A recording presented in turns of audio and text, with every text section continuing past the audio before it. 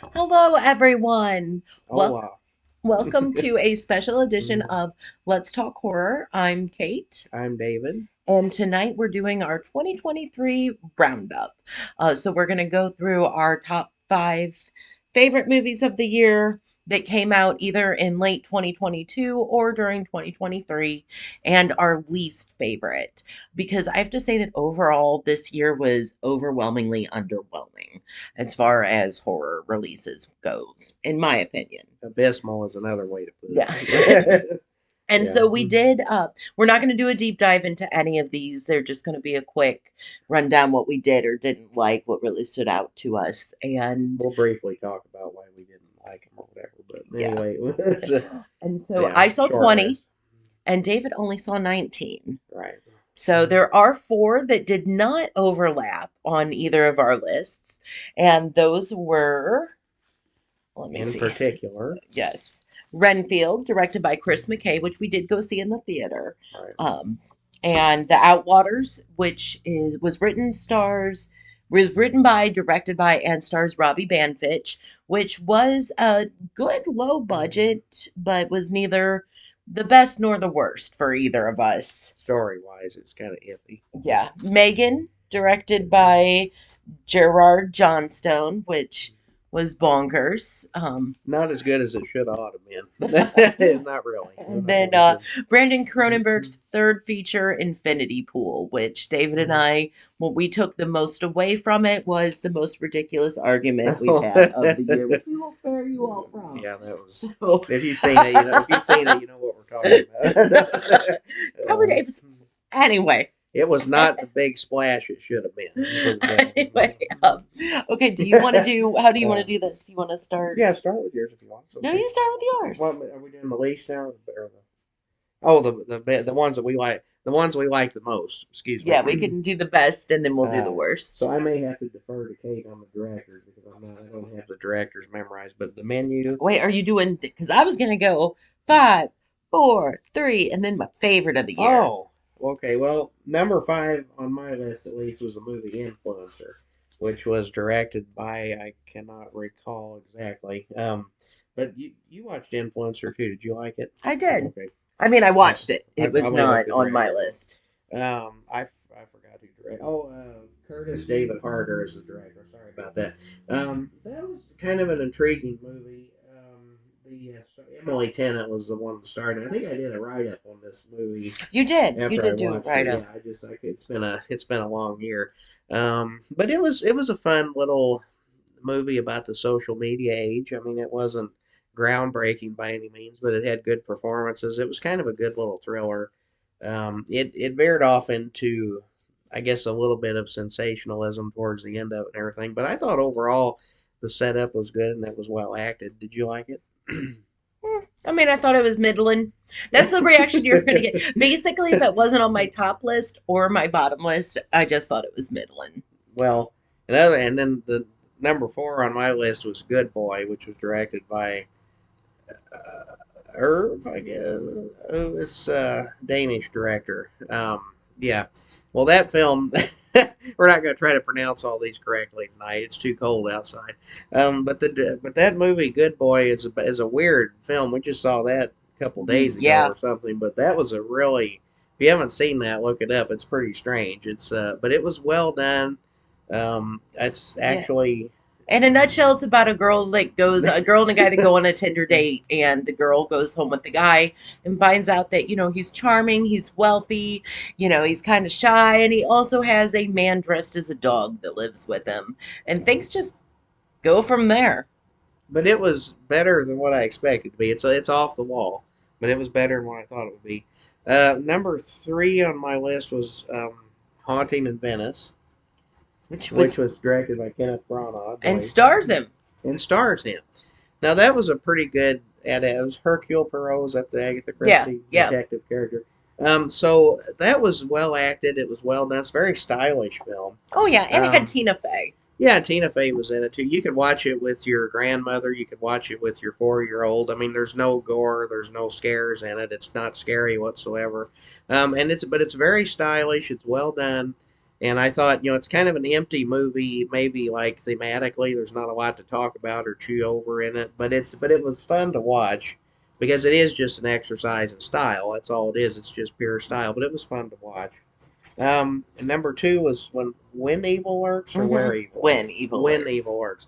So that's the Argentinian. Yeah, and I'll Ar- talk more about that okay, yeah, if you don't mind. yeah. That's, do you know who directed it? Hmm. Okay, so who directed it? Damien Brugman. Okay, so Kate's going to talk more about this one, but I did put that as number two because it was a very strange take on the demonic possession subgenre, I guess it was, but it was not really what you'd expect. I mean, it does get a little bit gory towards the end and everything, but it was a very evenly paced and very different kind of a take on this material. It's not, the head spinning kind of horror film that you might expect. It, good acting all the way around. And then number one was The Menu by Mark Mylod Mark. Okay, and so that was sort of directed it. Yeah. not able to remember all these tonight. That was a is it the guy that played in Schindler's List stars in it. Ralph Fiennes. Yeah, Ralph Fiennes. Thank you. And I don't was Anya Taylor-Joy is in it. John Leguizamo. John Leguizamo. It is a really good cast, and it's a very it's an unusual thriller, I thought, and it's kind of it's almost a little bit like I guess you could almost say it was like a 1940s type thriller, just set in the current day. It was very unusual to see one done like this. I think it's not set on board a ship, right? But it's an island. An island. Yeah, Yeah. set on an island. That's right. So. Well, we don't need to run the plot here, but The Menu was good. I was pleasantly surprised by that overall. I'd give that a solid recommendation. Okay, so Going on to your yep, we are on to my. So that was my top five. So, and I think it's interesting that number three, Haunting in Venice, you're like, there's really nothing thematically in it, but yet that was your top three, which I think says a lot about the state of the movies this year. There was not very much else to pick from, so.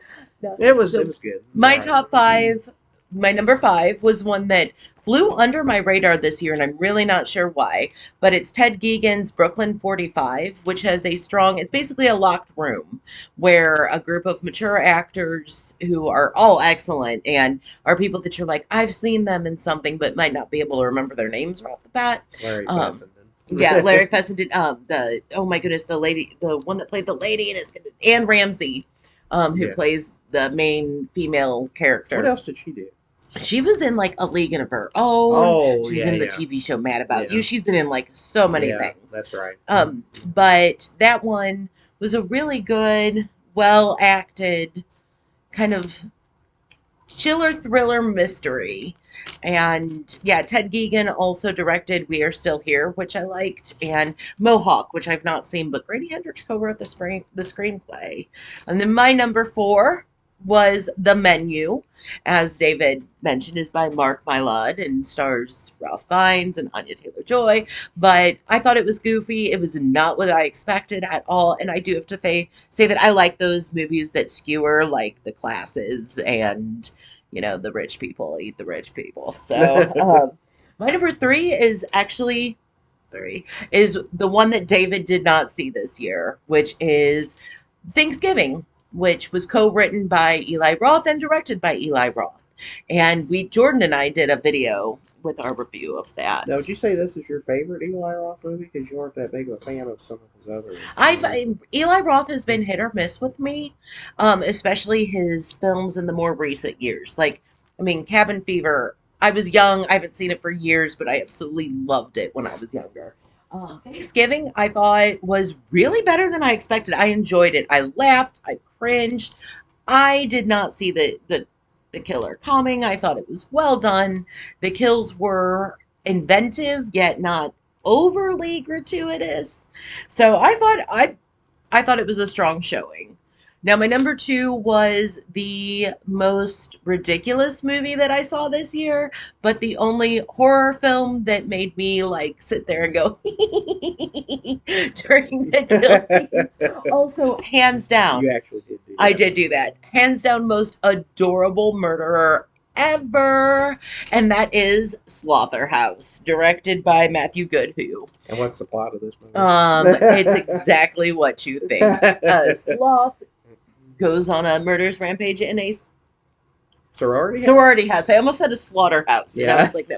And A there is the slaughterhouse. moment when a character actually says, "Wow, this is a slaughterhouse," and like You you're do just have to like, give it props for that because yeah, it's it's very very self-aware. Yeah, self-aware. Yeah, it's meta, I but know. it's very good. It was good overall. And then my Goofy fun. my top one, which you may have guessed if you were paying attention to David's list, was When Evil Lurks by Damien Rugna. Now, his first feature, Terrified, if you know me personally, I have recommended Terrified to you. It was one of the most inventive and creepy movies I'd seen in years. Argentinian director, like I said, this takes a different view of demonic possession, and it has some really shocking moments. No one is safe in this movie, and that is one thing that I appreciated. It was dark, it was well acted, it was not anything I'd ever seen before, and for me, that's what makes it my number This one. was more serious than something like Exorcist Believer. Oh yeah, Like I its mean, oh treatment yeah, of the material. it's played straight. It Yeah, is yeah. not a, It's not what you think. yeah, it's not a, it is as far different tonally from Slaughterhouse as about you can get, That's I true. Yeah. think. Oh, it's pretty far So, gone from okay, so that. now do you want to do, you want to go back and forth with Yeah. our worst? Yeah, we can. Okay. Okay, so I don't I know. I did gotta write look. down The Breach. Okay, you got the breach. Oh, So sorry. Spoiler alert. David's number 5. okay, so wait. Oh, breach. That Yeah, we're you do going. your number Yeah. 5 Okay. and then Okay. I'll do my number Now, 5 who was and it that directed the breach? um Rodrigo You had it written down. Gudi. Oh, I did. Where did Well, I? I just this was a Nick Cutter screenplay, I believe it Yes, was, Nick Cutter co-wrote it. yeah, because he actually wrote a novel that was for some reason they just did an audiobook exclusive, which I think that's kind of odd because I don't. It's some kind of marketing thing. It's gimmicky to me.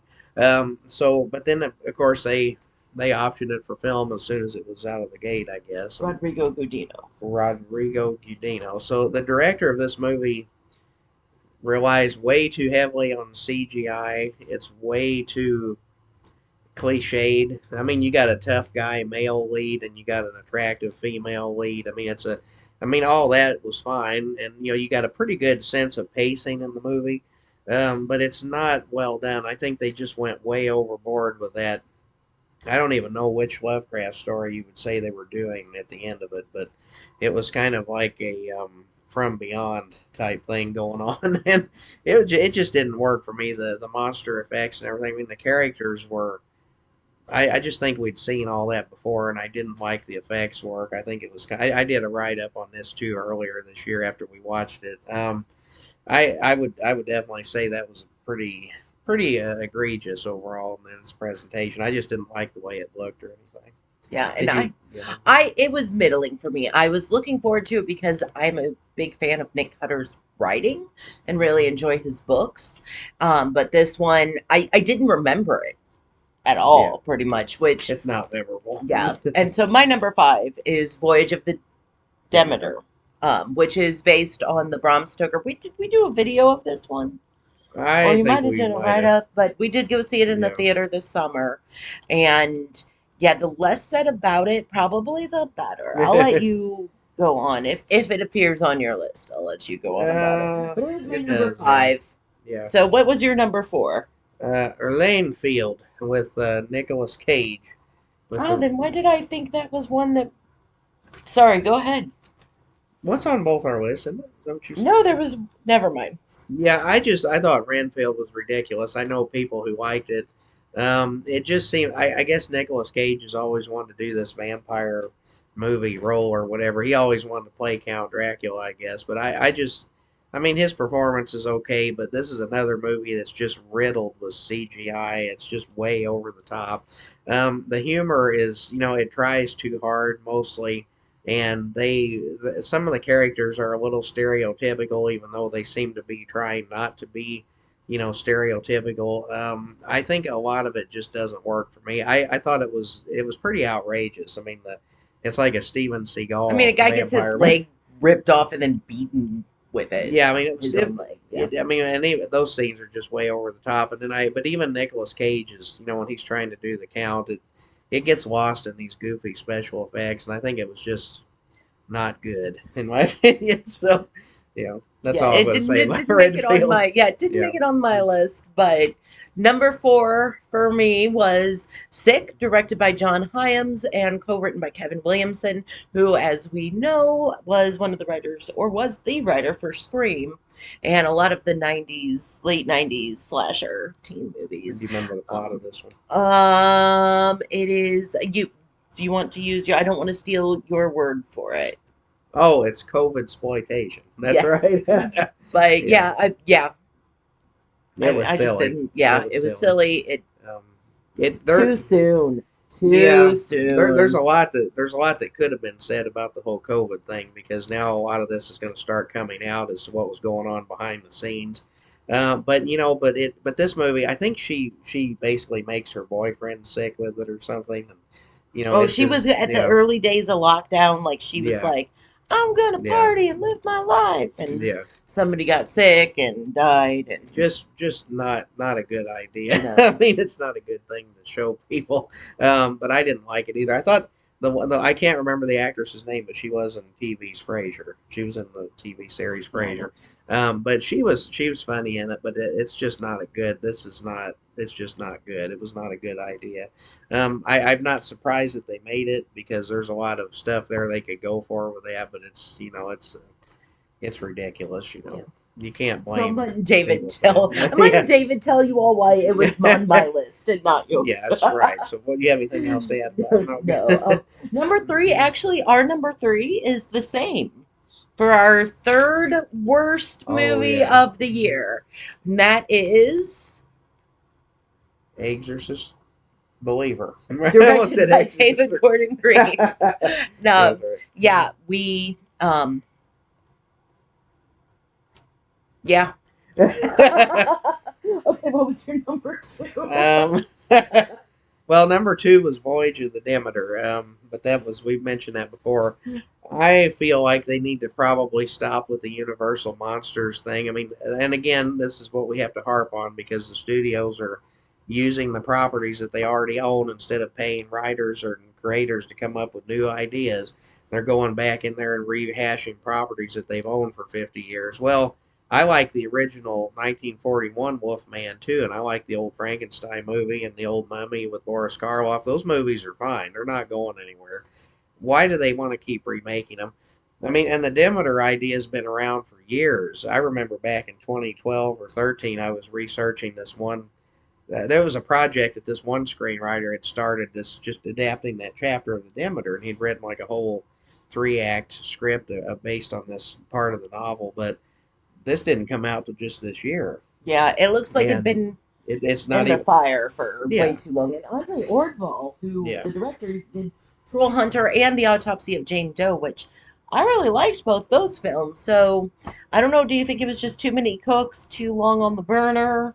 Well, I think it was a bad script. I mean, for one thing, and they really they got to quit harping on. Like I've said this before, but they got to quit harping on the racial angle because it's becoming too obvious, and it's not doing anybody any good. And not only that, but the acting was good. The lead guy is good in the role. I mean, it was all fine, but they keep putting this political stuff in it.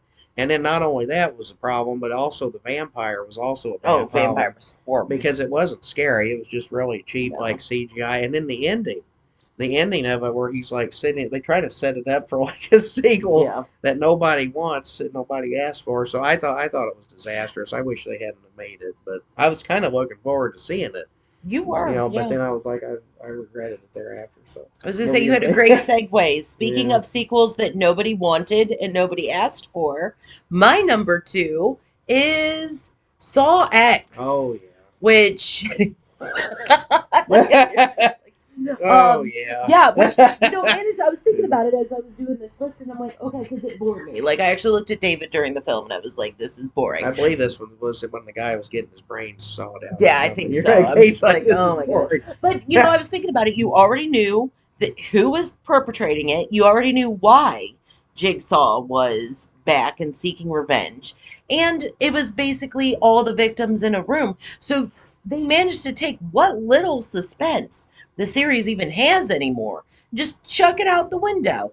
And also, Shawnee Smith's haircut Mo is, Howard do. yeah, that was I think the number one worst hairdo of the year. But yeah, but I mean, I should not be. Paying attention to things like Yeah, that is the well, problem. number it was hard not to pay attention to that Well, haircut, but the set people were paying attention to whoever the costume designer but was paying attention to it. but yeah, it just was not good. I didn't like it. Well, see, I thought the advertising for it also was a little bit misleading because I thought that, obviously the Tobin Bell character is kind of fascinating because he thinks he's doing this to, I mean, he's obviously psychotic. He's not, doing it for a good purpose or anything, but he thinks that he's doing right by being this kind of Old Testament, New Testament kind of Avenger, and it's not, this hater of the flesh or whatever. And it's like, I thought the script was going to go more into like his psychological background. I thought the screenwriters might have, had enough sense to do like a psychological investigation of his psyche or something. But of course, they're not. Maybe that's too deep for a movie in this franchise. But I was disappointed by it. I thought his performance in the movie was good, but Tobin Bell's just a good actor. He's good at this part, so I don't know if that's disingenuous to just say that he was good. But it's yeah, the script was not good. It's you've seen one Saw, you've saw them all. I think they need to pull the plug on this franchise big time because instead they just reverted back to doing more gore and more savagery, and it wasn't good. You know, Okay, what was your least favorite movie of 2023? Least favorite horror movie or my least favorite was easily Soft and Quiet, which was directed by Beth Day Araujo, or Araujo, I guess you could say. This was based on the 2020 Central Park bird watching incident, which if you haven't looked that up, go ahead and do so. That's a that was like a really sad case in my opinion. That shouldn't have happened. Well, I mean nobody got hurt or anything, but it shouldn't have happened. But this movie which is basically, I guess it's a bunch of female white supremacists, and they're trying to they end up attacking these, I guess non-white is what we should say, these girls in this cabin or something in the wood. And it's a totally pointless movie. I mean, it doesn't have any real commentary about it. The acting was not really all that good, in my opinion. This movie's got a startlingly high percentage on Rotten Tomatoes. I was surprised by that because it doesn't offer any new insights into the whole white nationalist thing, which is a religion. It's not just a political movement, it's a religious belief. And I just thought the script didn't really go anywhere. I had the same complaint about Brooklyn 45, where they had the Nazi or the German lady who everybody calls a Nazi, and that's like saying that if you're an American, you're a patriot, and it's like it just doesn't make any sense. I mean, it's just extremely stereotypical characters and stereotypical ideas. So I thought that movie was pretty offensive. I know I did a write up on this one too after I watched it because I had to explain the religious background that was going on there. But I didn't like it. I thought it was offensive, and they didn't add anything to my understanding of any of these kind of people, and their problems. I don't understand why you thought it was offensive. I it definitely was not in my top. It was a hard watch. It was in my It views. was offensive. Yeah. I mean, it was offensive to watch. Yeah. Well, I think I understand. I come from a different perspective on this movie than David does. Well, Um, explain that. It's okay. no, I mean we're not going to do a deep dive into it No, or but I mean, anything what? like that. But say No, why I you mean don't I think think it's it was. offensive. I think that it did.